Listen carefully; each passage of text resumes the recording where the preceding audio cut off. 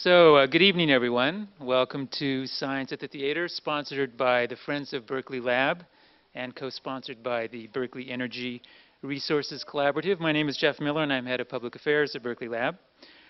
We are very excited by our Fall Science at the Theater series, which we are calling Get Smart About Carbon. And in planning tonight's theme, Trading Carbon, Can Cookstoves Light the Way?, as well as those conversations we're going to have on October 11th and November 8th, we had you all in mind. We know that there is a lot of confusion in the intellectual marketplace as rival ideas about carbon compete for your attention and allegiance. For example, the term carbon footprint yields more than 8 million results on a Google search. Carbon trading, nearly 6 million. By comparison, a search on Lady Gaga brings us 181 million results, which is perhaps a problem of a different kind.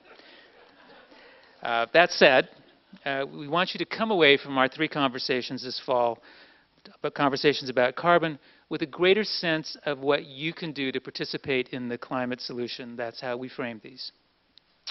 Berkeley Lab may be on a hill, but it has a very down-home populist mission, which is to find technological solutions to some of the world's most urgent problems, as well as provide answers to some of humanity's biggest questions about the cosmos. Science does not exist in a popular vacuum. It has to be relevant, to steal a term from the 60s lexicon. And we hope that as tonight proceeds, you will understand just how relevant cookstoves and cookstove science has become in battling in one of the biggest climate issues of our time. Our speakers tonight are Ashok Gadgil, Director of Berkeley Lab's Environmental Energy Technologies Division. Adam Rausch and Kayje Booker are both participating guest researchers in the lab's EETD division and doctoral students at UC Berkeley. Each presenter will have about 15 minutes. Ashok will set the stage by appearing first. He will also have some comments to close the presentation portion of our program. We will then be out in the audience to take questions from you for about 30 minutes. Please keep your questions short and crisp. We don't want to contribute to our own carbon emission problem in here. Please take note of the exits. I'm reminded to tell you that in case we have to leave suddenly. We don't plan on that happening, but just in case. And please fill out the audience surveys and return them to one of our lab volunteers when you exit. These provide very important data which we use to plan our future programs. Lastly, if you have not already done so, please register for the lab's open house on Saturday, October 2nd. It's our first one in about 8 years. You can go to the registration website, which is at lbl.gov/openhouse, all one word. The theme of the day is all about energy, and we promise to show you a very good time. Now, before we bring Ashok onto the stage, it's time to get out your cell phones. You're allowed to do that now. We're going to have a little voting session. And here is tonight's first question. So you need to text in, call in at 22333. Get out your cell phones. So, do you know what carbon trading is? Now, please be honest. If you know, then you punch in 123827. If you don't really know what it is, and that's okay, 123826.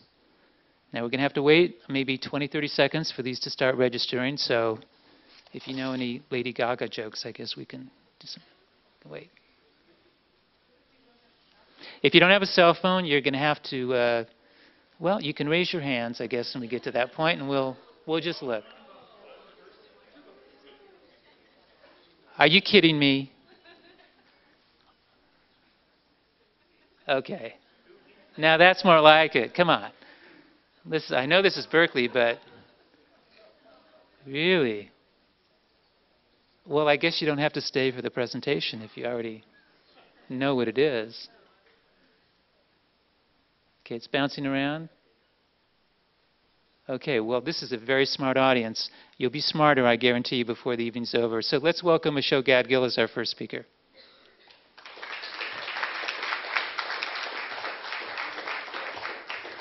Thanks very much, Jeff.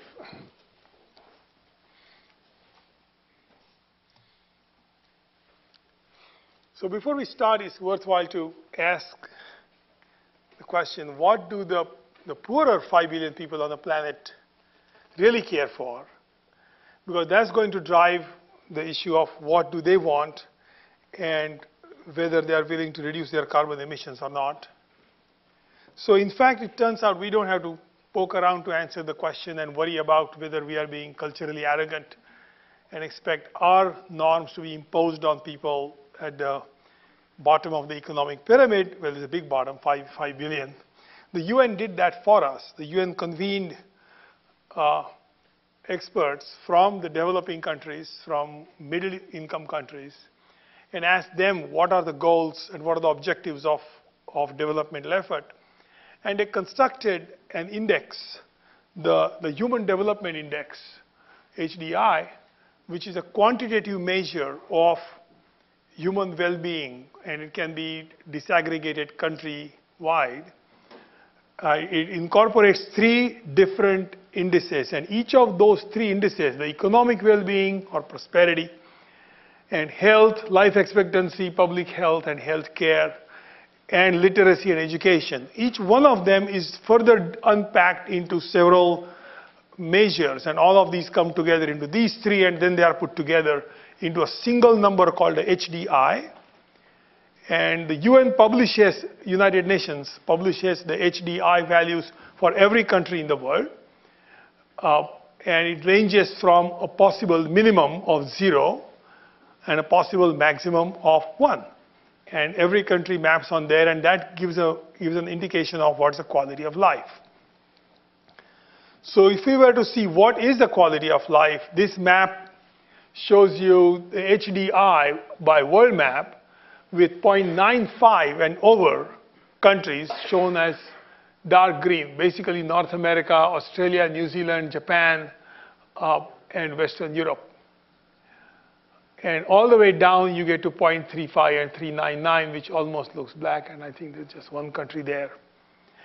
But 5 billion people live here, rest of the world, okay? And that's what they're aspiring for. So the surprise, of course, is that HDI is very closely related to energy consumption, to modern energy consumption. And just as one aspect of, or a dominant aspect, let's look at how HDI ties to electricity consumption, per capita electricity consumption. And we can plot per capita electricity consumption on the horizontal axis in kilowatt hours per person versus Human Development Index on the vertical axis. And you would see all the countries below the yellow band. You see this light yellow band. I should have made it darker. All the countries below the yellow band are the 5 billion people here. Okay? There's a huge crowd of countries there, which adds up, in fact, to the 5 billion. And then the yellow band is the 1 billion people. And the top band is under billion people. This is round numbers. The world population is 6.8 billion, but I'm rounding that off to 7 and giving you 5 plus 1 plus 1 in round numbers. The key point to notice here is that all these countries are crowded here with low HDI. They're crowded near the low values for electricity consumption, which is right down there. And then you have countries running all the way to Norway with 25,000 kilowatt hours per person. United States is here at 12,500, and California is here at 7,500. Okay? We are close to France. And that's because California is very energy efficient compared to the rest of the United States, though we could do a lot better than we currently do. These are annual trajectories now. Again, this is GDP per capita in purchasing power parity in $2,000, so it's corrected for inflation. And this is CO2 emissions per capita. And we are at the high end, not so good, okay? Our CO2 emissions are about 20 tons of CO2 per capita. That's what you and I on the average emit every year. And that's huge. The world average is 5. And these two giants, 1.2 billion each, China and India, are sitting down there, way below, in the corner. And their aspiration and their vision and their dreams are to become like us, right? Whereas in reality, what we need to do to manage carbon is actually bring our emissions down to some level like that. We need a huge reduction rather than their huge increase. So the real challenge is, which of these two trajectories are they going to follow? Are they going to follow the red trajectory, which is where US went? Or will they follow a low energy development path and maybe land up here as they get more and more prosperous? That remains to be settled, and the fate of the world hangs on that, among many other important questions. So here's a map of the world showing you population density. Obviously, the high density regions, China, India, Western Europe, some parts up there, some parts in Africa here, Indonesia, you would see these are the places where people live. And now we can look at the same map, looking at a composite images taken by satellites of the nighttime view of the Earth. And that is a surrogate for electricity consumption. Because when people have electricity consumption, they turn on their lights, and the satellites from the sky can see them illuminating the dark Earth. And here is that picture. Okay? So you see brightly lit northern, eastern seaboard of the United States. You see Western Europe. You see brilliantly lit Japan. You see a few cities in Australia. The big masses here are essentially completely black. You don't see any light leaking out. You see a little bit of India, but you don't see much of China. So if we were to see what would happen if all these populations that you saw from the previous slide were to light up like the populations they want to be like. They want to be like Western Europe and United States. You can superpose these maps on each other. And this is what you get to see. Okay? You would see this mass here, unlit mass in Africa. You see unlit masses in China and India. And when they turn on their lights to become like this and that, that's what we are dealing with. Of course, we hope that when they turn on their lights, they'll be turning on compact fluorescent lamps and not incandescent lamps. But we'll see. That's the bridge we have to cross. Okay? So developing countries' position in climate negotiations has been quite a forceful and ethically grounded point of argument. They say that the world's atmosphere, the planet's atmosphere, is a global commons. That is to say, no particular country can lay a claim to the world's atmosphere. And there is little headroom left for adding any more CO2. We ought to be at about 280 ppm of CO2. We are already at 385 plus. And there is not much room to grow. And they say they too have a right to improve their livelihoods. And they didn't put most of the CO2 that is out there. So they're asking, what about us? What are you going to ask us to stay poor and in poverty forever? That's the question. So one illustrative answer about which we are going to talk here is fuel-efficient cookstoves for the poorest 2 billion people on the planet. These are biomass cookstoves. The reason we call them biomass rather than fuel wood is because lots of people are so poor they don't even use fuel wood. They use twigs, they use sticks like this woman. None of this wood is something that will qualify for fuel wood in a safe way, if we were to buy fuel wood from Safeway. Okay.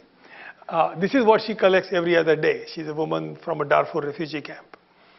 And that's the kind of wood we are talking about. So that's the idea, biomass. And these people cook on solid fuels, mostly with stoves of very low efficiency. A typical stove of low efficiency is here. This is a 3-stone fire. Literally, there are 3 stones. They support a pot. And you light fire in the space under the pot, and that's a 3-stone fire. So almost all of the 2 billion people who cook on biomass, they cook on these simple 3-stone fires or with some homemade clay stoves, generally of very low efficiency, because that's been the tradition for centuries. And these biomass stoves emit soot, or what is called black carbon.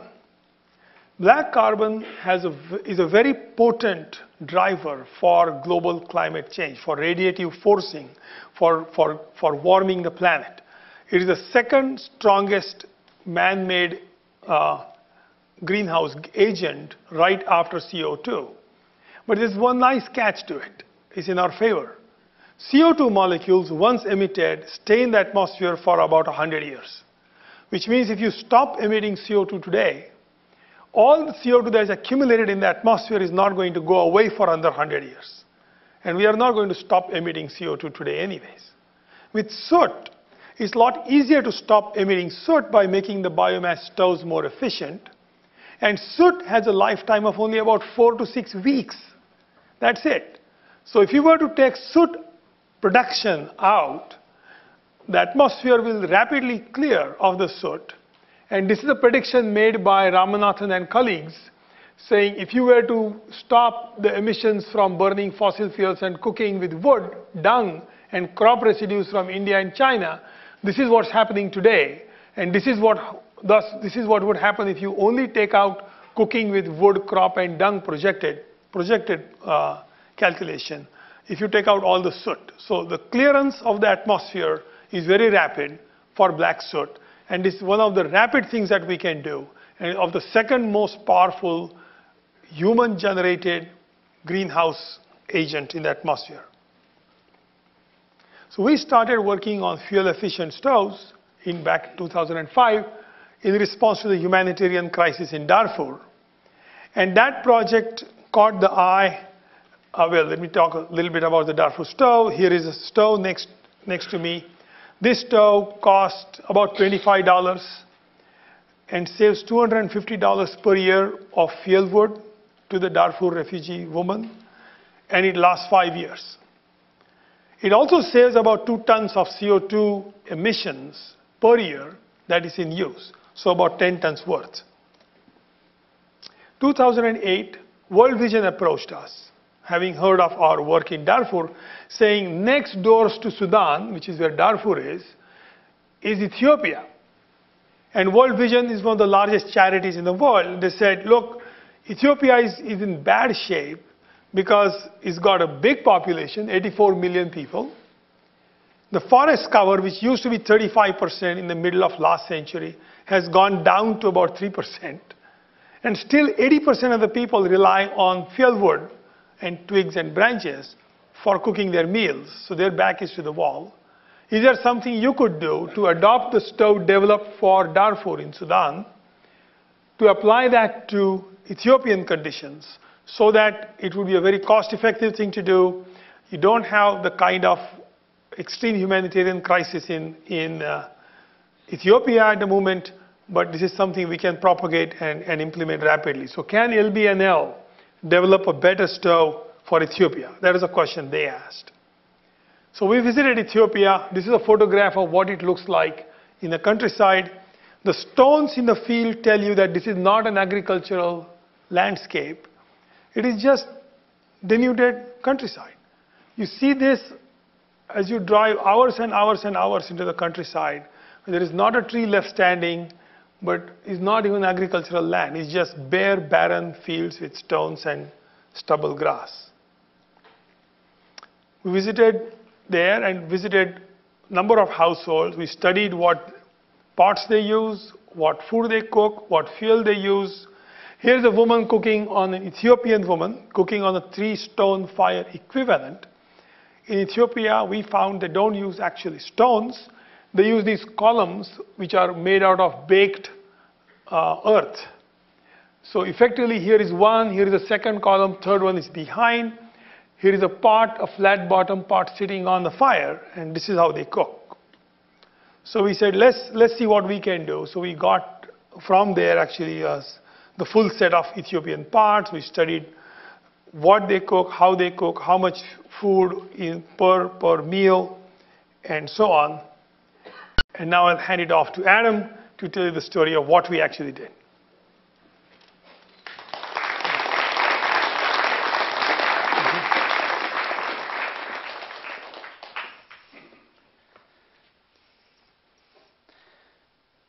Hello. One of the principal tenets of our group has been that we seek to understand and respond to the needs specific to each group of people we're working with. For example, these two images are very similar. At right, we have a Sudanese woman preparing a meal. At left, an Ethiopian woman is doing the same. But it's important to note that they're cooking different foods in different pots via different cooking methods using different utensils. You might notice that the Sudanese woman is cooking outdoors, while the Ethiopian woman is in her home. Or that the Sudanese stir stick is over twice as long. And that may seem trivial, but when the Sudanese women cook a sita, one of two principal staples, they stand above the pot and stir so rigorously that the Darfur designs required holes so the stoves could be staked into the ground. When you add up differences like this, it means that the women involved have different needs, and that we are willing and even enthusiastic about addressing these needs individually. It's one of the principal reasons World Vision was so enthusiastic to work with us. If we're going to address these needs, we need to bring a solution that is both technically and culturally viable. Technical compatibility means that our stove works with their pots. It means that it reduces emissions and improves efficiency when used with their cooking methods. At the left, you can see a pot that's clearly too large for the stove. This is an example of a technical incompatibility. Fortunately, the pot is only used on holidays. At the right is the Yushang stove. This is another stove that's being tested in Ethiopia, and it shows an example of a cultural incompatibility. The Yushang comes with a metal skirt. You can see this just up here. And it sits above the stove, focuses the heat into the pot, and makes the system as a whole substantially more efficient. Unfortunately, this is a very rare picture, because when we went to the households, when we saw a Yushang stove, we found the skirts discarded in the corner, or not to be found at all. So we asked them about it. They said it was difficult to use, difficult to adjust, and the benefits that it offers aren't readily apparent. Unfortunately, without the skirt, it's substantially less efficient. And so any carbon they were expecting to save was literally going right out the window. The bottom line is this. If there's something about our stove that they don't like, they're not going to use it. And if our stove sits idle in the corner, then we're doing nothing to reduce CO2. So, based on what we'd learned and the pots we'd brought back, we developed 3 prototype stoves. The principal difference has to do with the pots that we were wanting to accommodate. The Darfur design is built to accommodate either of 2 round bottom pots, as you can see over there. And the pots that we brought back from Ethiopia were flat bottomed. So in both cases, the pots are supported by metal rods, which are shown in red in each of these. But these rod patterns allowed for a wider variety of pots to be supported. There were also changes to the collar, which is this uppermost part here, and the firebox, which is this blue section. And those were principally for safety and thermodynamic concerns. So in January, a colleague and I traveled to Yaya Gulele in Ethiopia. We brought these stoves into the homes. We spoke with the women there, invited them to cook a meal on one of our prototypes, solicited feedback, and this is what we learned. Women in that area roast coffee several times a day. They actually roast the beans, pound them into grains, and brew them all in a single sitting. What we found, however, is that the roasting trays vary in size. And for those trays, like this one, that can fit down inside our pot, down inside our stove, it's trivial to set the tray inside the stove. It's trivial to add the beans. but it's exceptionally difficult to remove the tray once hot without either risking burns or spilling the beans into the fire. So this was probably our largest technical incompatibility. Our largest cultural incompatibility concerned the ash that's created by these fires. In Darfur, the ash would fall with charred embers onto the ground, and it hadn't been much of an issue because the Darfuri women cook outdoors. But as you'll recall, the Ethiopian women cook in their homes. Still, because they have bare earth floors, we hadn't given the ash much consideration. We didn't understand how important it was to them to keep those floors tidy until one of the women told our translator, "It burned my house." So that was our wake-up call. That night, I stayed up in the hotel room and built a makeshift ash pan we used in subsequent trials, and we've absolutely included one ever since. So we can see here is ash on the ground. That was from one meal being cooked on the stove. And just behind the stove on the right here, we can see this is the ash pan that I made in the field. Now, these certainly weren't the only issues that we encountered. As you recall, we brought back a set of pots from Ethiopia and based our designs around those. The reality was not quite so simple. In Darfur, all women seemed to use basically the same 2 pots. But in Ethiopia, we found a wider variety. The households were comparatively wealthy. They might have 4, 5, or 6 pots each, with very little consistency house to house. And while we did find pots like those we'd purchased at the market in Addis, we also found smaller pots, larger pots, round-bottom vessels, and clay kettles. To make a long story short, only 2 of our designs proved sufficiently versatile to deal with all of these pots.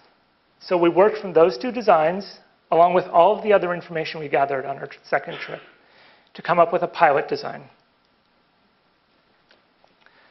The pilot design has 4 rods, you can see here, to support the pots, and it supports a wide variety of pots with stability and without causing rocking. It has a larger ash pan, which is underneath the stove in both images, so that triangular fixture here.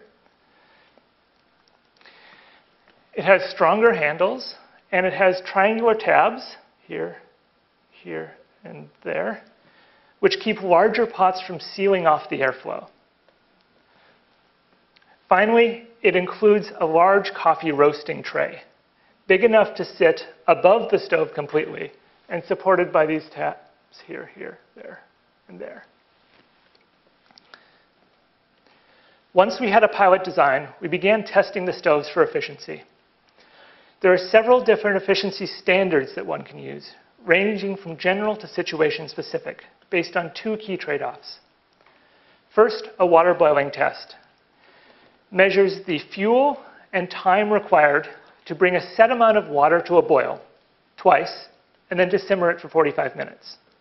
It's very general, and hence universally comparable between all stoves.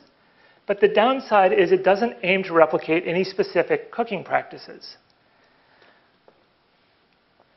By comparison, a controlled cooking test aims to replicate a specific cook task. The cook task is chosen based on the region and the culture, and it's meant to mimic the cook practices that are done locally. So a sida or mola in Darfur, or wat in Ethiopia. It may prove a better indicator of how your stove will actually interact with the cooks in that location, but the downside is it's no longer comparable. You can't compare results from a controlled cooking test from Darfur to Ethiopia to Haiti to Mexico, etc. The second trade-off involves testing location and separates the kitchen performance test, which is where the cooking is done by cooks within their own kitchens, with the other 2, where the cooking is done by researchers in lab settings. So the kitchen performance test probably offers the best chance to assess the impact of a possible intervention. But the downside is it's costly, It's time-consuming, and being outside of laboratory controls means that you introduce a whole host of other variables. So to get the whole picture for efficiency, you really need to be looking at all of these. We've recently completed the first of these, the water boiling test for the Ethiopia stoves. And I'm presenting a few of the results from that, along with other stoves that are being tested and piloted in Ethiopia. So from left to right, we have the Berkeley Ethiopia stove. This is our guy here. Then an EnviroFit model. This is the Yusheng stove, tested with the skirt properly in place. This is the Tiki Keel stove, which is produced locally in Ethiopia. And at the far right, we have a traditional three-stone fire. The first point I want to make is that all the stoves prove substantially more efficient than the traditional fires. This is what we'd expect. But you can see here these efficiencies are about 10% for the traditional fire, and they're above 20 for everything else. Further, our stove proves slightly more efficient for the boiling phase. That's that 27 number, and substantially more efficient for the simmer phase at 42. The downside is that our stove took longer to boil than any of the other options. So in a nutshell, our option is slower, but more efficient. The other side of testing stoves is emissions. This is our laboratory setup for testing emissions. The apparatus is seen here. This fire is tended underneath this metal box. Hot gases flow up through the ductwork, where they are mixed, sampled, and sent to various instruments.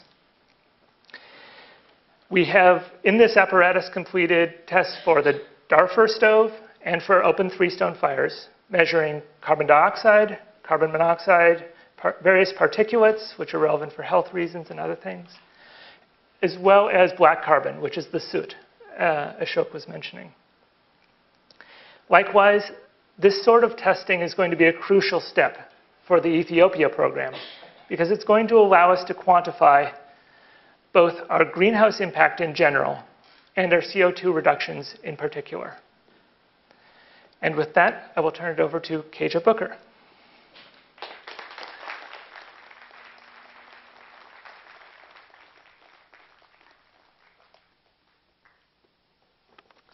Thank you, Adam.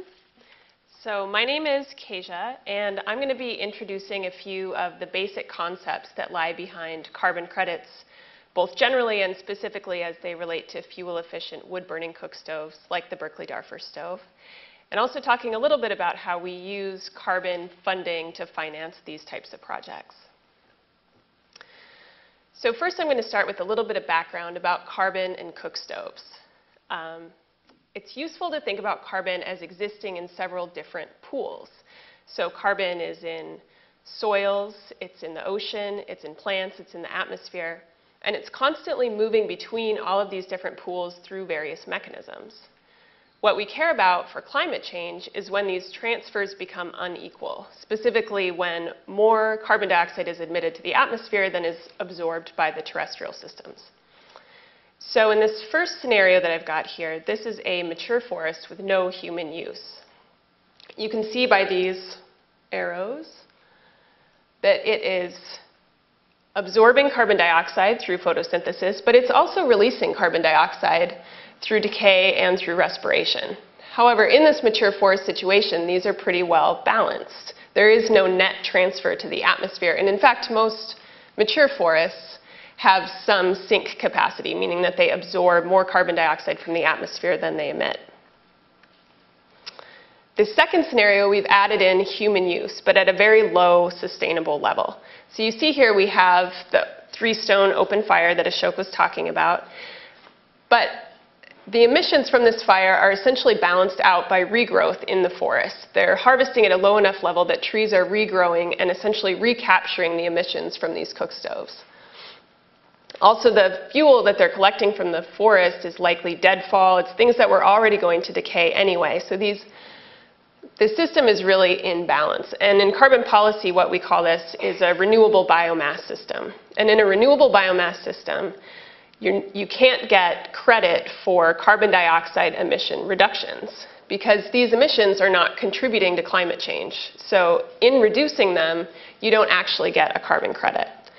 I should add, though, that there's still a large climate benefit, even if we replace this with our cook stoves, even if we can't claim the carbon dioxide, we're still impacting the climate through reducing carbon dioxide, methane, and the black carbon that Ashok was talking about. But as far as carbon dioxide, you don't get the credit. So most carbon cookstove projects are focusing on this third scenario, and I would definitely say that our Ethiopia project falls into this category. So here what we have is very heavy use in the forest. The capacity of the forest to absorb carbon dioxide is severely diminished because of deforestation, and the emissions from these 3 stone fires are so large that they can't be recaptured. So these red arrows represent net increases in atmospheric carbon dioxide. And with our cook stoves, if we replace those and thereby decrease the amount of wood that is used and the emissions that comes from burning that wood, we're actually impacting the carbon dioxide climate effect, and we get a credit from that carbon dioxide emission reduction. So how do we calculate this? What amount are we talking about here? Ashok told you that it's about 2 tons. And to put that in perspective, an average US passenger car emits about 5 tons of carbon dioxide per year. So 2.5 of our stoves offsets the emission of 1 passenger car in the US. Or another way to think about it is that the average American emits 20 tons of carbon dioxide. So 10 of our stoves would offset the emissions of a single American. So when you talk about it like that, it sounds pretty puny. This isn't really making a huge impact. But when we do these stove projects, they're very, very large. So our Ethiopia project, we're talking about 100,000 cook stoves, which is 40,000 cars off the road, or offsetting the emission of 10,000 Americans.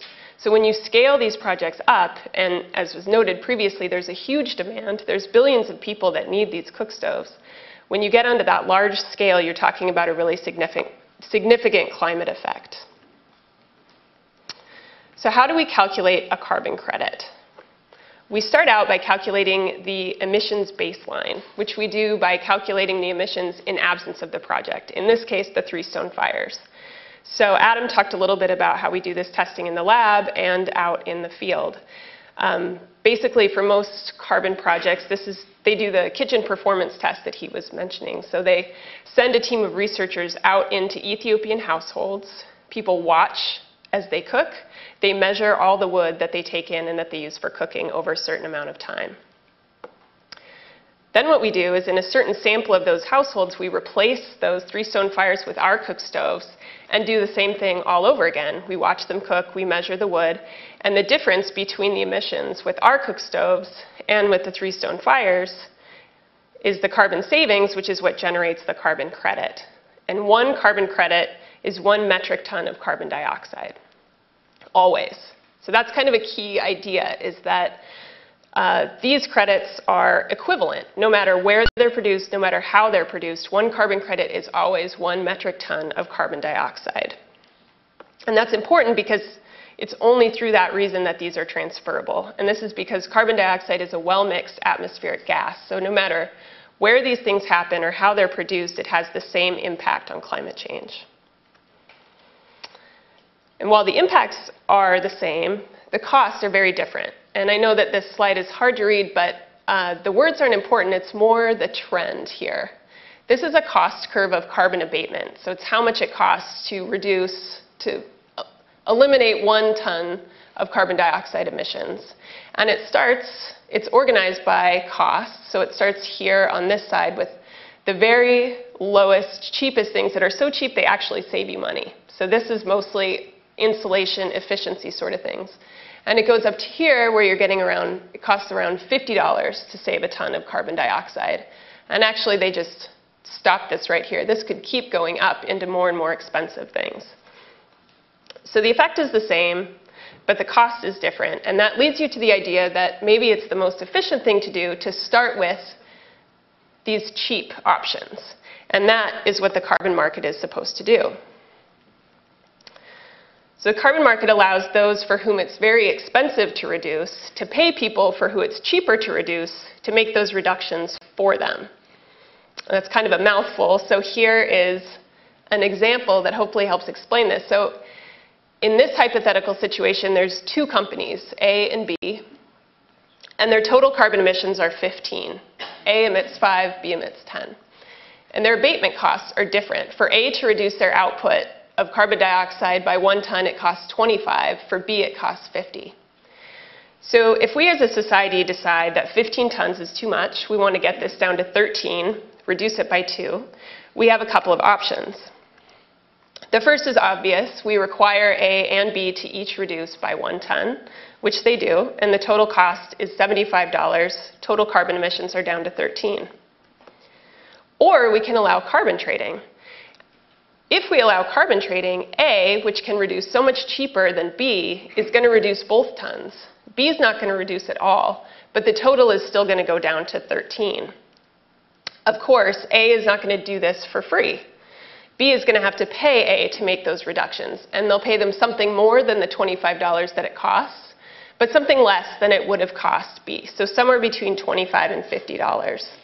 And this is the situation really that we're in with our cook stoves, because we can reduce carbon for much cheaper than your typical factory, say a cement factory in Sweden. And so they're willing to pay us to make those reductions for them.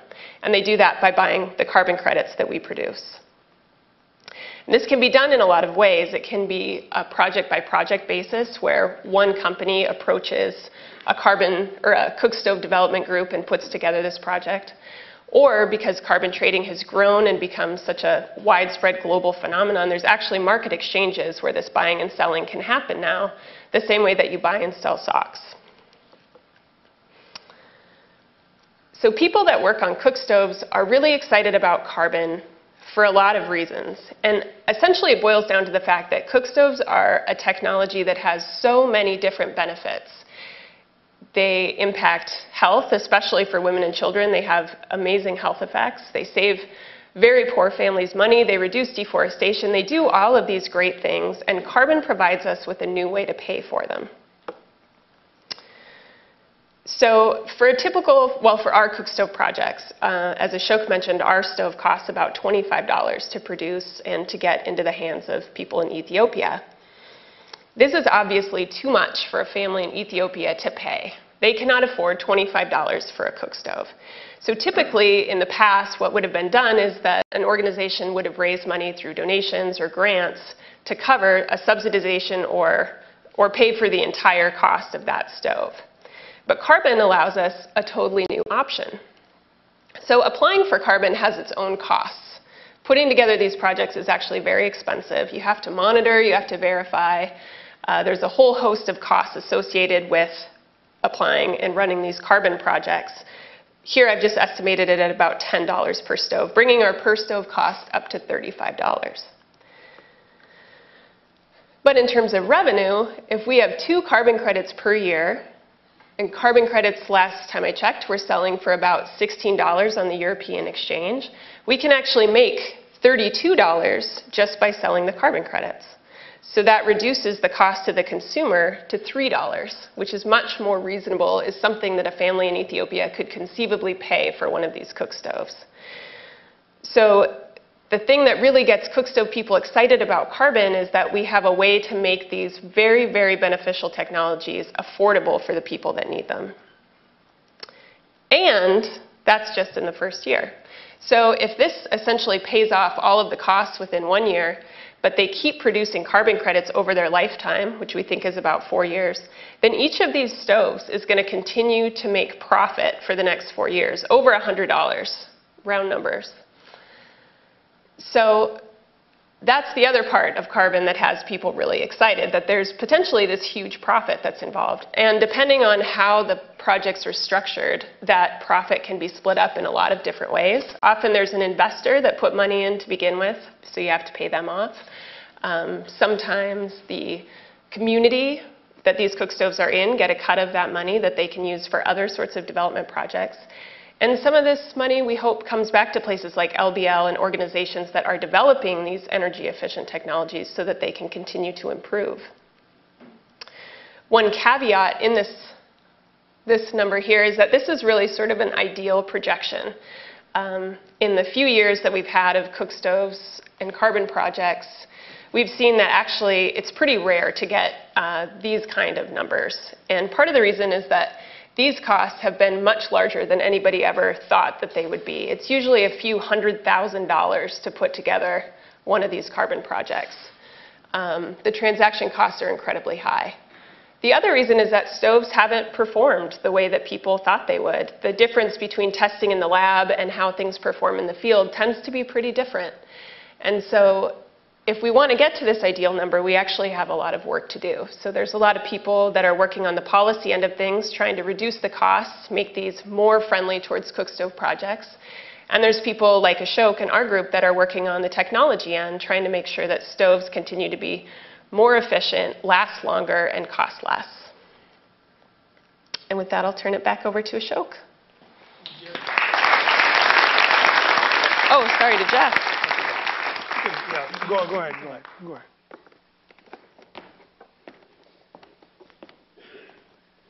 So we're going to have voting time again. So get your cell phones out.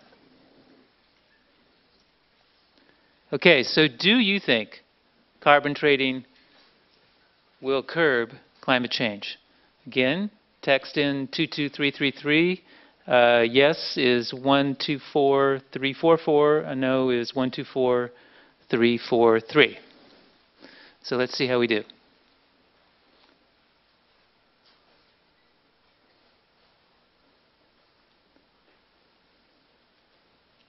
Okay.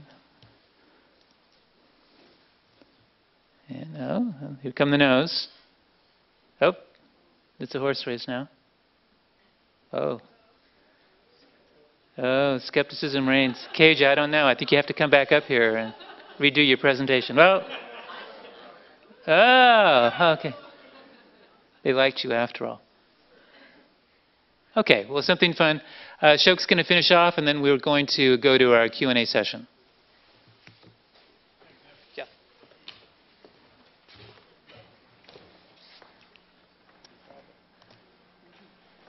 So current status of the various projects that we mentioned. So you saw that a Berkeley Ethiopia stove was tested well in the lab using the international standard water boiling test. It does equal to or better than the other stoves that were tested using the same standard international water boiling test by World Vision in Ethiopia. Now that this testing is done, 20 of the Berkeley Ethiopia stoves were built in Mumbai. They're flown to Addis Ababa in June. And now they are being field tested by rural Ethiopian women. And we expect to hear back the results of that testing either later this week or sometime next week. So we'll get an idea of where World Vision wants to go with this. 3,000 of the Berkeley-Darfur stoves have been built and distributed in Darfur since October of last year. And a shipment of the next 6,000 flat kits, and you'll read more about it if you go to the website, come to that in a second. So next 6,000 flat kits has arrived in Port Sudan and is on the way to Darfur for assembly and distribution to Darfur refugee women. So we literally already have a few thousand stoves, and we'll get to 10,000 stoves very soon. We expect to be able to distribute several thousand stoves every year now onwards in cooperation. This work in Darfur is in cooperation with Oxfam America. They are the partners with boots on the ground. So in response to the push to have financial flows go to the cheapest way to reduce carbon dioxide, the world community has created a new commodity which is abbreviatedly called carbon, but actually it is carbon emission offsets. Okay? So carbon is a new commodity that's being traded, And that trade permits the financial flows to go to the cheapest option, to the cheapest bidder, to reduce CO2 emissions, assuming that is being verified in a transparent and authentic way, and that is built into that mechanism. The carbon trade will actually need to rise very rapidly because we don't have much time. In a few years, it needs to rise to hundreds of billions of dollars annually, maybe close to $1 trillion. And the largest carbon trading market, London, already is trading tens of billions of dollars every year because Europe signed on to Kyoto. They started European emissions trading schemes, and they're already up to speed and running. And New York Stock Exchange is trying to catch up. Now they just, I think last week, they made their first move to try to get into the carbon market. Lastly, valid ethical concerns remain about carbon trading that need to be addressed honestly, with transparency and listening to genuine concerns that are being expressed by both the skeptics and opponents of carbon trading. I'll just mention two of the ethical concerns that have been raised.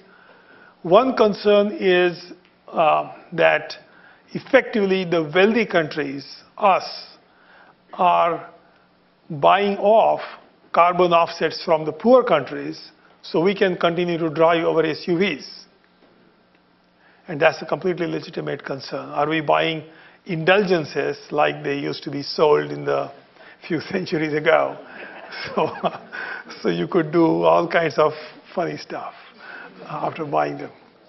The second objection is that if the developing countries, particularly the ones which are economically moving forward, China and India and those like them, if they sell off their carbon credits by saving emissions to the wealthy countries, then when the time comes for India and China to start to reduce their own carbon emissions, they would have sold off their best low-hanging fruit to the wealthy countries at the cheapest rate because they're all competing with each other. And then these poor countries would be squeezed because now they would have to do much more expensive carbon reductions because their own opportunities for carbon reduction, the cheapest ones, they had foolishly sold off to the rich countries who were smart enough to just buy these opportunities rather than reducing their own emissions. So these concerns have been raised, are being discussed, and we'll see what happens. Lastly, what can you do, what can I do individually? Okay?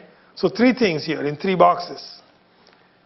First is there is a website called Home Energy Saver that Lawrence Berkeley Lab has developed, hes.lbl.gov/consumer. That's for us. And what it does is it takes you step by step by your zip code through details of your house, the way the house has been built and the ways in what weather it is and what size it is and how much insulation it has and what kind of windows and how much windows it has by square feet. And then it actually tells you what's the best thing you could do in terms of cost effectiveness to reduce your energy bill step by step. So it would tell you, is it better to insulate your attic even more, or is it better to go from single pane to double pane windows? It would assess these benefits against each other and give you a prioritized list of what you could do to reduce your home energy consumption.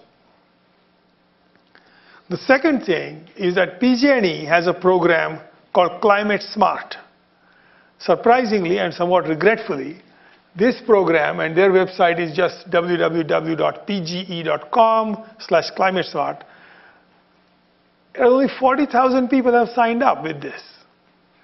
What this program does is it allows you to entirely offset your own PG&E energy bill in terms of carbon credits.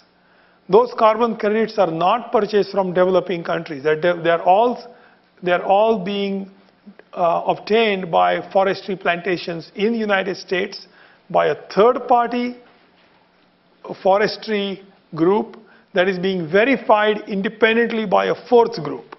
So now you have extra certification, you have not gone outside the boundaries of PG&E. You have really offset all your carbon dioxide emissions for your house. I did it for my house, for example, and my PG&E bill went up by $6 per month, and therefore I can feel good about being a carbon-free household in terms of at least the PG&E energy that I use. And then lastly, to get to know more about and support the Darfur Stoves work, because it's indeed for the women and girl refugees in Darfur, and it is indeed a charitable effort. The website for that project is darfurstoves.org. And as you saw earlier, this is a donation of the stoves that we make with Oxfam America to help reduce the hardship and the risk of rape and mutilation for the women and girls in Darfur refugee camps. So with that, I would like to close and open the floor for questions. Jeff, you would like to moderate? Take a seat now. Go ahead and sit here. Could you raise the lights?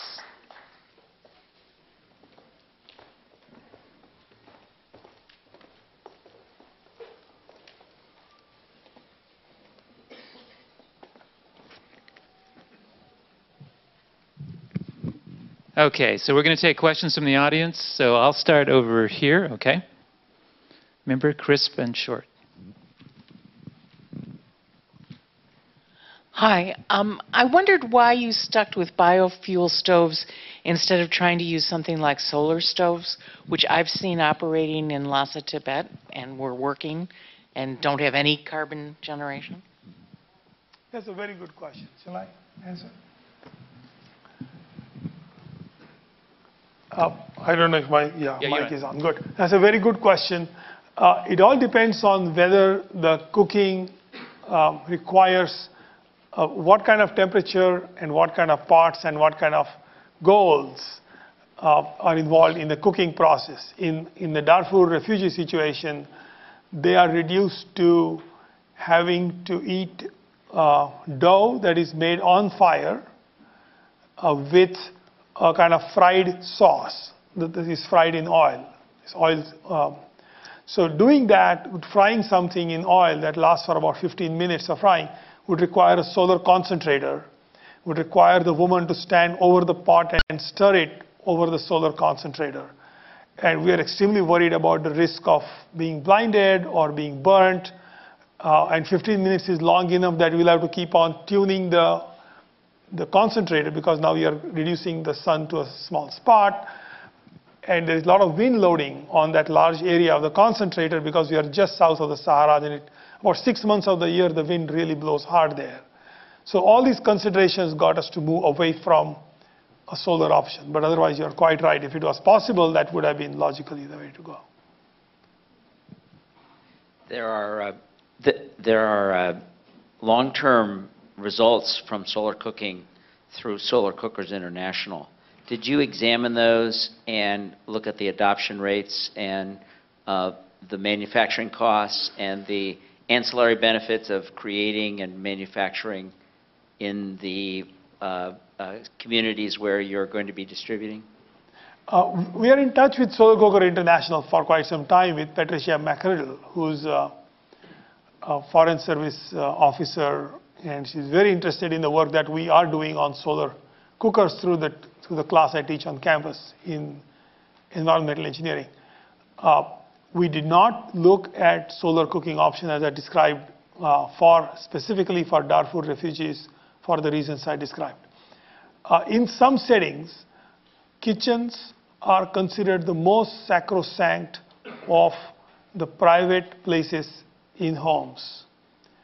Cooking in sunlight requires the cooking to be brought outdoors in public view. And that's a cultural change that requires a fair amount of investment in education and attitudes and mindsets. We have not looked at doing that in Ethiopia. We have a question up here. Hello, I'm with Global Footprint Network, and we look at large kind of macroeconomic indices and try to evaluate the effects of smaller micro-level projects on these larger macro indices. And I'm wondering what kind of effect you anticipate seeing these types of efforts having on the HDI that you mentioned, or maybe how far out, how long you anticipate the effects to be seen in improving the HDI. That's a hard one to answer. HDI has, as you know, 3 components. One is education and literacy. We don't expect any direct impact. The second, I'm looking, going from the bottom to the top.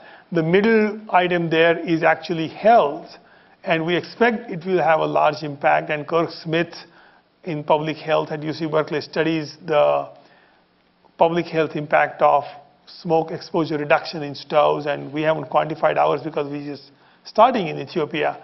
But the indication is that about 1.6 million deaths, excess deaths every year among women and infants from smoke inhalation from biomass stoves. So I expect that certainly to impact positively on HDI. And the first one is economic prosperity, which certainly would be also there as you reduce either labor and open up other opportunities, or actually direct expenditure on fieldwork. So there will be some impact, but haven't measured it yet. It will be positive. Thanks. You want me to? Okay, I'll answer that one too. I don't mean to. All right? Why don't you take it? Okay. So we have 2 different scenarios here. Let's start with the Darfur ones. There was initial investigation about having the entire stove produced in Sudan. And what we found from that was that there was a lot of inconsistency in the quality coming out to the point where it was affecting the thermodynamics and the efficiencies of the stove. The current system for manufacture of the Darfur stoves is they are pressed out of sheet metal in India, in Mumbai, and those flat kits are sent to Darfur, where they're assembled in a local shop that we have set up just outside the refugee camps, outside one of the refugee camps. So that's using local labor, and they can be shaped into these frames, riveted together, and all the assembly is done locally. But that's as much as we could get done while retaining the positive benefits of the stove. I would add that I think one thing that we do sort of differently in Darfur Stoves project, but I think is becoming more and more common in the cook stove world, is this large-scale manufacturing in places like India and China. Because when you're talking about carbon projects or even just the need for cook stoves, the scale is so enormous that a lot of the traditional ways that people did cook stove projects of doing this local manufacture, local assembly, just really can't scale up in the same way. You hit a maximum limit of just a couple thousand stoves a year. And so a lot of stove projects are going towards some sort of mass manufacturing. Definitely in Ethiopia, one thing we've talked with World Vision about is eventually trying to move the manufacturing facility there. But we want to ensure that it can accommodate the kind of scale that we're looking at a high quality. Do people use these cook stoves for home heating, or are they adaptable to a home heating unit? They don't use the stoves for home heating. In principle, one could use this just like a fireplace, but unvented one, of course. So it's not recommended, but certainly it's better than just a 3-stone fire where all the soot and the smoke will be emitted indoors. At least this stove completely burns the wood. You have no char, very little, big reduction in the smoke emission, so very little. So if you have to, you could use this for space heating too. But that's not how it is used in either Darfur or Ethiopia. I'd like to ask another question about the reduction of smoke. While these improved stoves increase the efficiency of heating with regard to CO2 by a factor of 2 or 3, they probably reduce the emission of smoke by a factor of 10 or more. In a heavily populated area like the north of India, where a tremendous amount of smoke is getting into the Himalayas and melting the glaciers, what is the overall, or what would be the overall benefit of penetration of these stoves from the perspective of reducing the amount of black soot in the air? That's a very good question. Simulations primarily carried out by Ramanathan and others talk about rapid retreat of the glaciers in the Himalaya owing to deposit of soot on the glaciers. And part of the outcome essentially is once the glaciers retreat, you have flooding. The Indus Valley flooded, for example, in Pakistan recently. Part of it is because the water was not held back in the Himalayan snowbound regions. So we expect a substantial reduction in melting, rapid melting of glaciers in the Himalayas if North India were to adopt low soot emitting stoves. And as you kind of pointed out correctly, the two factors that actually were multiplicative. Not only does the stove emit less soot per kilogram of wood, but actually burns fewer kilograms of wood per meal. So overall, the multiplicative effect is quite powerful. So that would be really a positive thing India could do for saving the Himalayan glaciers.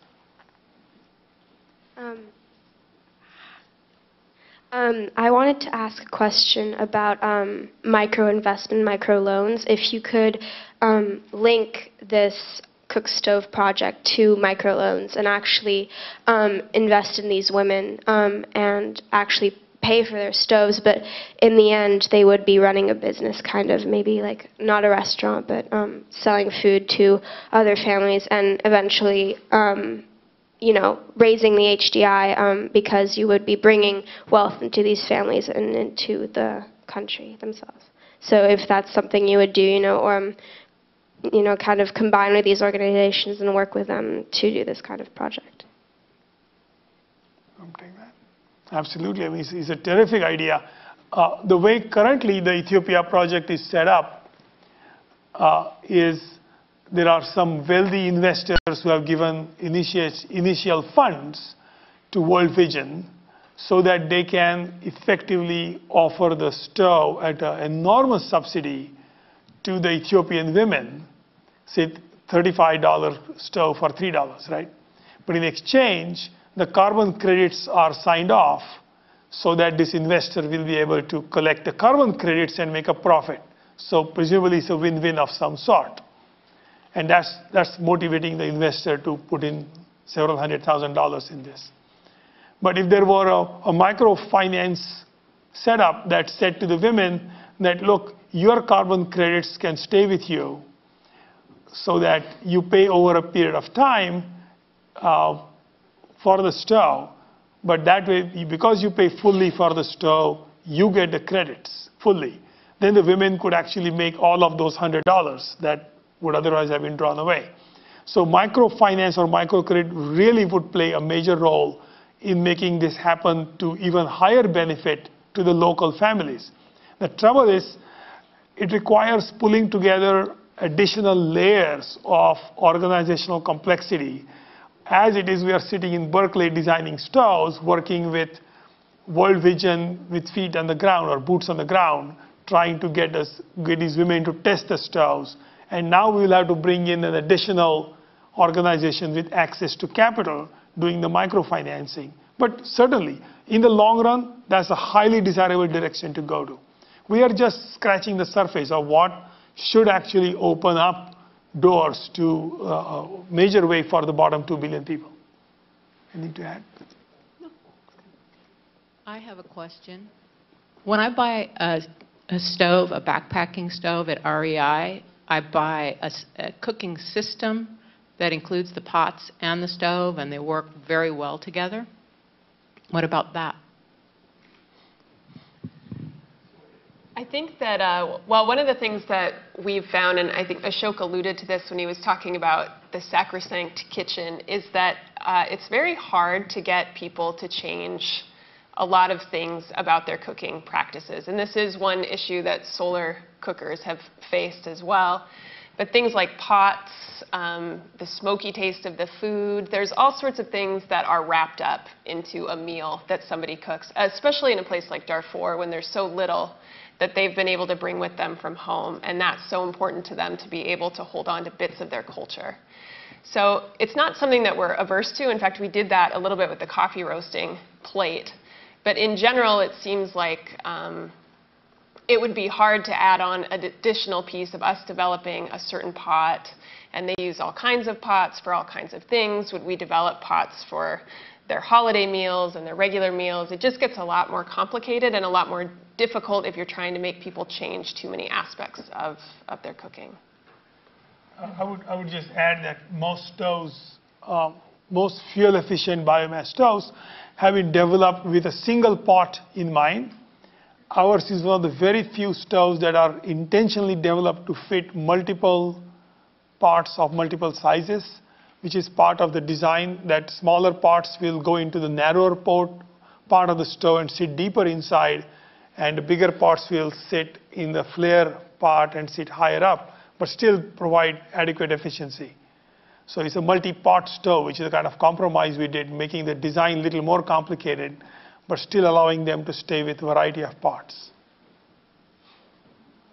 In terms of getting buy-in from partners, and separately from Ethiopian women locally, what sort of pitch works the best for you? Is it the economic factor of less fuel? Is it the environmental factor of less soot? Or is it the public health factor of those things? Like, what sort of pitches usually work the best in getting people on board? I can talk a little bit about that. We've actually had a lot of people, especially in Darfur, who were very impressed with reduced cook time compared with what they've been traditionally using. And so much as I think their stove has an Arabic name which translates to the 5-minute stove. So reduced cook time was very important to them. Reduced fuel cost was very important. In Ethiopia, we were also surprised to find that mobility was a huge factor for the women. We spoke with a woman who had been sitting in the corner of her house where the fireplace was for 40 years. And when she got one of these stoves, suddenly she could cook wherever she wanted. And so that was a huge liberation for her, and we hadn't even seen that coming, I think. The cost of the stove is $35. Now, what is the actual market cost of the stove, and how does that compare with the other improved stoves and the traditional stove that is out on the market right now? It's really not a market cost. The market cost would be $25 if we were to simply recover, not we, but the manufacturers were to recover the full cost of the stove, $10 extra for doing all the verification, so that to get carbon credits. So that's an additional layer of bureaucratic expense that is essential for the hundreds of thousands of dollars that will be spent to actually register for carbon credit offset and sell it in an exchange.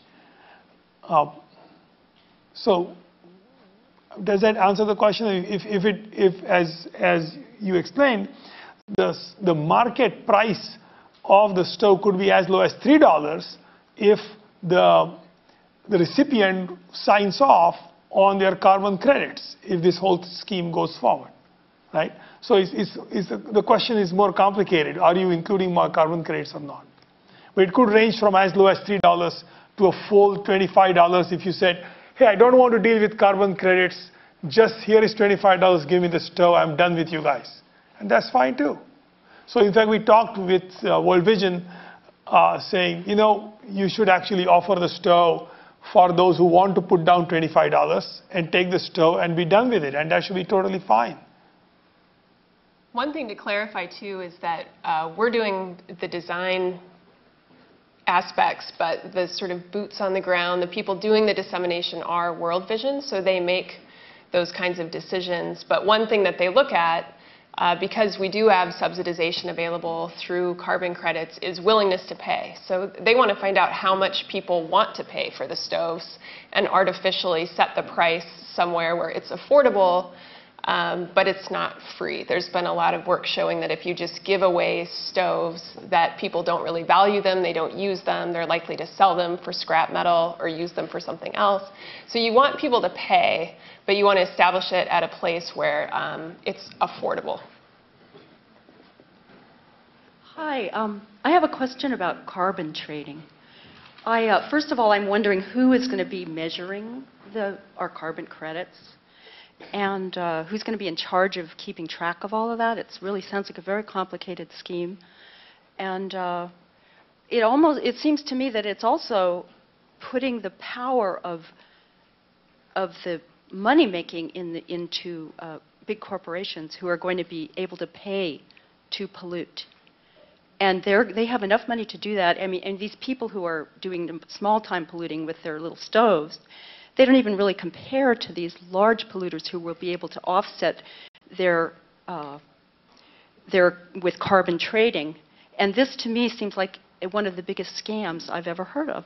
I mean, it's like I've heard, in fact, that a company has gone into Africa, displaced all the people in the jungle, chopped down all the trees, and built a biofuel crop and got carbon offsets. So that's an example of what a wild possibilities there are with this.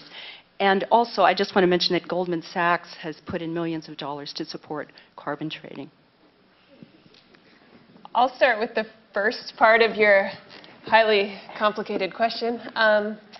So in terms of the monitoring and verification, there's a couple different systems that we're talking about. One is the official governmental system that is in place for governments that signed on to the Kyoto Protocol. And the other is a voluntary system. So this Kyoto Protocol system, there are a certain number of organizations that are accredited validators. And so when you write your carbon proposal, you write in, based on your lab tests and everything, how much carbon you think you're going to save.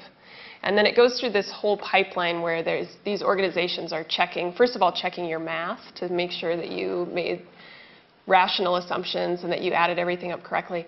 And then as it moves through the system, there's also other third-party accredited organizations that go in and do measuring and monitoring to make sure that you are saving what you said that you would save.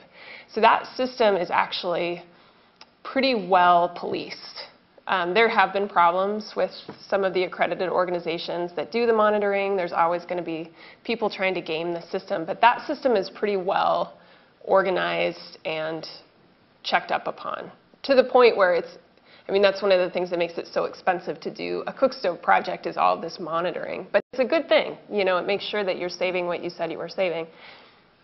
On the other hand, there's all of these voluntary things like TerraPass, or when you go to a wedding, you can, buy carbon offsets for the bride and groom, and all of those kinds of things vary tremendously in how credible they are.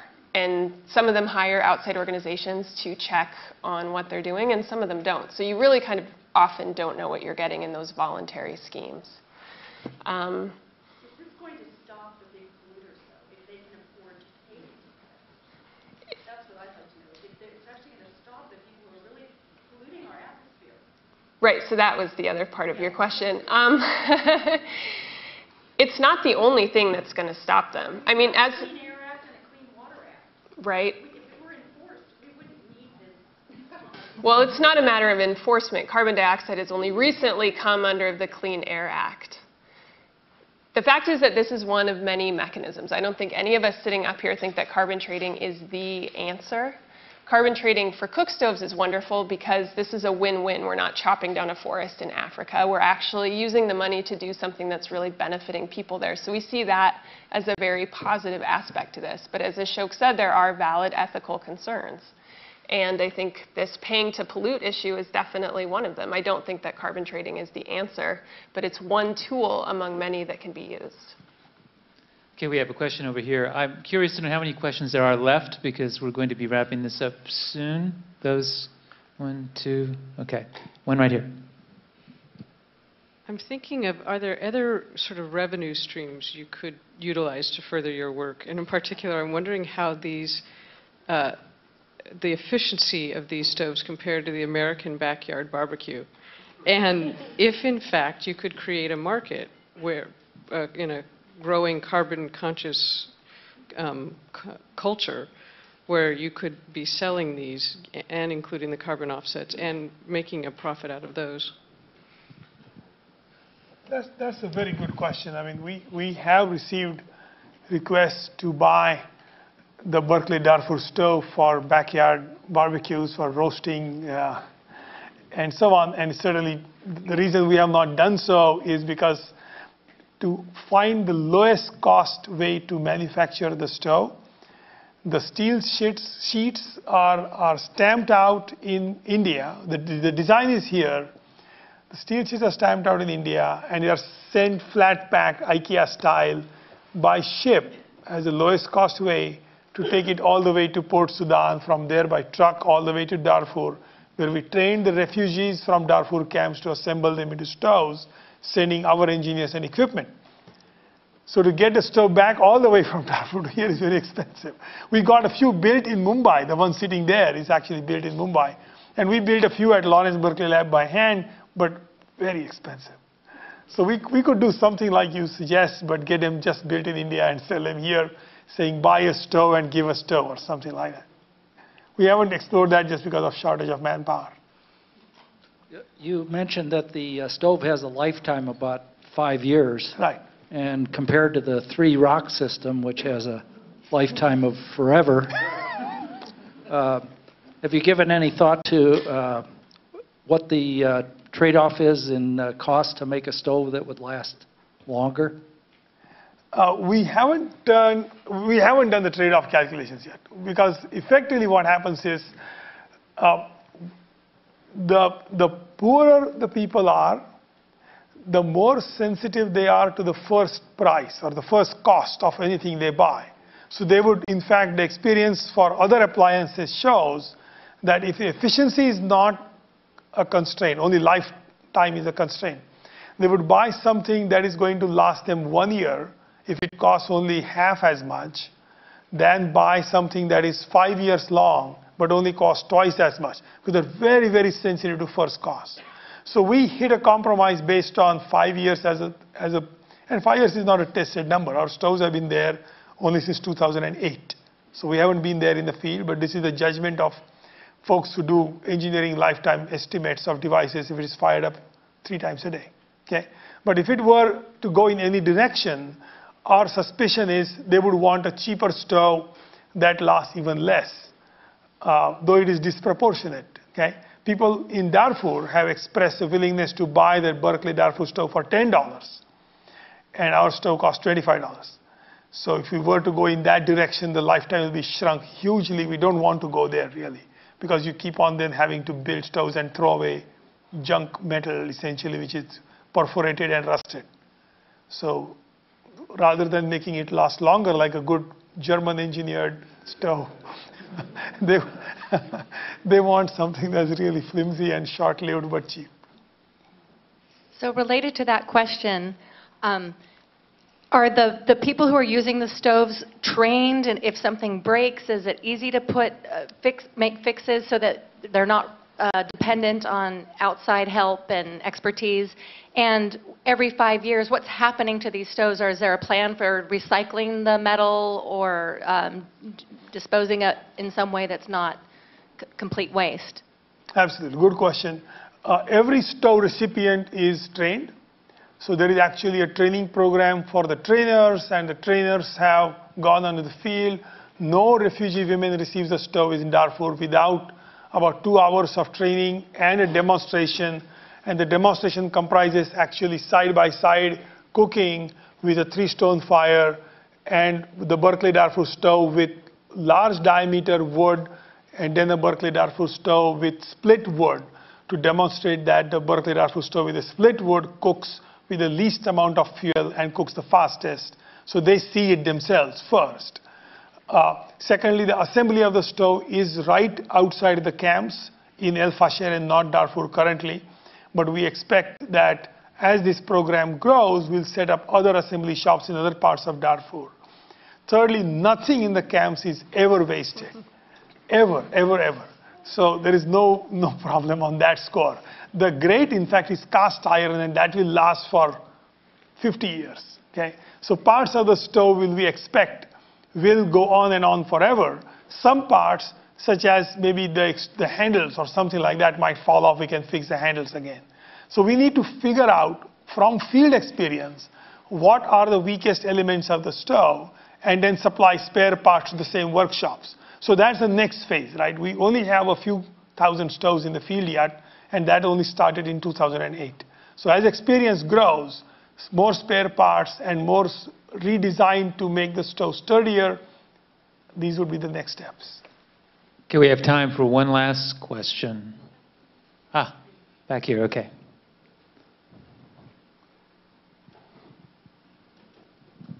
Hi, I'm Kristen, also from Global Footprint Network, and I was wondering if you can talk a little bit about going to scale, because 100,000 stoves is really exciting, but what's the mechanism, and this relates also to the question about cultural barriers, how do you really penetrate those communities so that the stove is everywhere for people who don't have access to something even more efficient, like an electrical stove, for example? That's an excellent question, and a really important one. We think unless we can go to scale, we shouldn't be wasting our time. So we are on the same page here. 100,000 is a really low number. In Ethiopia, there are 84 million people, and 80% of them are using cook stoves. Even assuming 5 or 7 people per family, we really need to get into millions of stoves, tens of millions of stoves, not 100,000.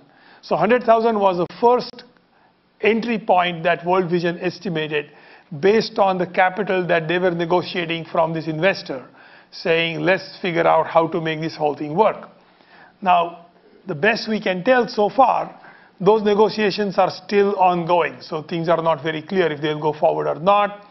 We are talking to other large nonprofit which says, well, we want to be standing in the wings in case World Vision cannot manage this capital infusion.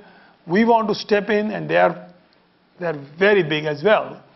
And they're saying we would want to do this because they see this as a really major opportunity for poverty reduction in Ethiopia, and women's hardship issues and smoke inhalation and health issues. So all of this will go to scale rapidly only if we don't rely on charity, which is why carbon credits is so exciting. Essentially, there's a limit to how much we can beg.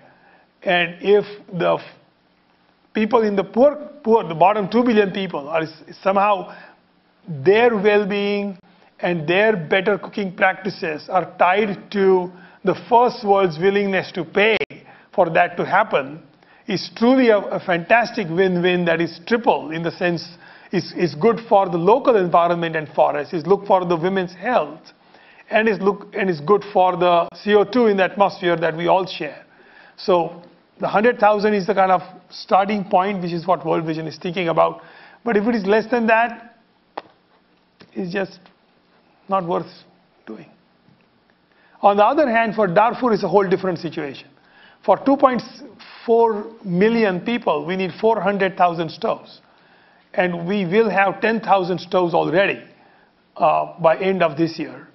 And we expect to be able to get between 10 and 20,000 stoves every year. But that's just by asking Americans for donating money for the flat kits or for a non-profit tax deductible basis. And that's such a right thing to do. I don't care if it is not big scale there, but we got to do something about what's happening there in Darfur. Okay, thank you, Berkeley Lab scientists. Round of applause. Thank you. Thank you, everybody. Thanks very much. A reminder, you can see the stoves in action at our open house on October 2nd. And we'll see you back here on October 11th for our next Science at the Theater. Thank you for coming.